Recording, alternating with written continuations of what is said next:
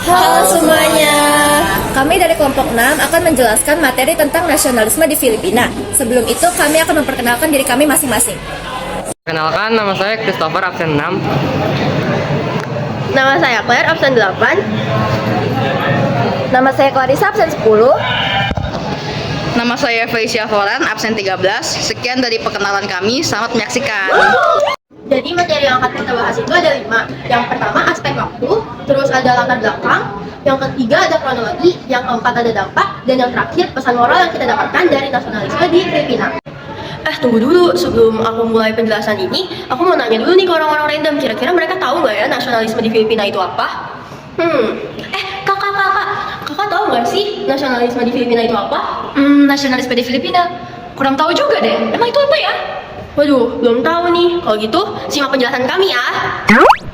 Jadi awal mula terjadinya nasionalisme di Filipina itu terjadi pada tahun 1882 sampai 1946.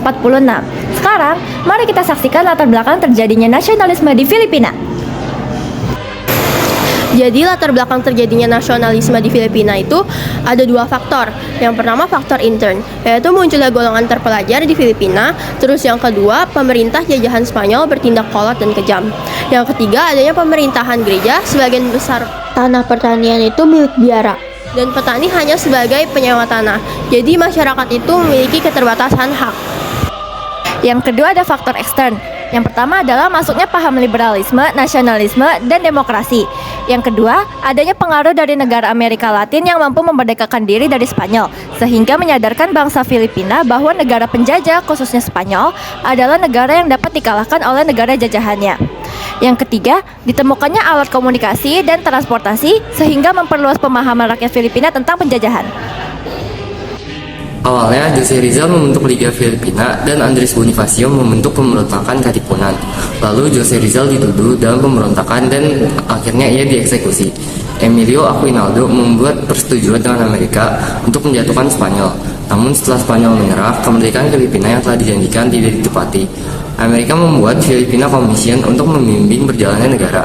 Filipina yang tidak terima menuntut kemerdekaan penuh, namun ditolak dengan The Wood for Peace Mission, yaitu pernyataan Filipina belum mampu merdeka, dan membuat the Tidings-McDuffie Act, yaitu status Commonwealth untuk masa peralihan kemerdekaan. Jepang menggunakan Filipina untuk melawan sekutu, dan akhirnya sekutu mengalahkan Jepang. Lalu, akhirnya Amerika memberikan kemerdekaan kepada Filipina dengan Manuel Quezon sebagai presiden pertamanya. Saya Felicia Foran akan menjelaskan dampak dari nasionalisme Filipina, yaitu dampak dari bidang ekonomi, adanya pelindungan industri dalam negeri. Yang selanjutnya dalam pelindungan politik, yaitu adanya perjuangan kemerdekaan. Hal ini membentuk landasan ideologis untuk kemerdekaan dan pembentukan negara Filipina yang baru, yang sekarang kita kenal ini. Yang selanjutnya ada dampak dari sosial budaya, yaitu adanya penguatan identitas kebangsaan di negara Filipina ini. Hai guys, balik lagi sama aku Claire dan aku Clarissa.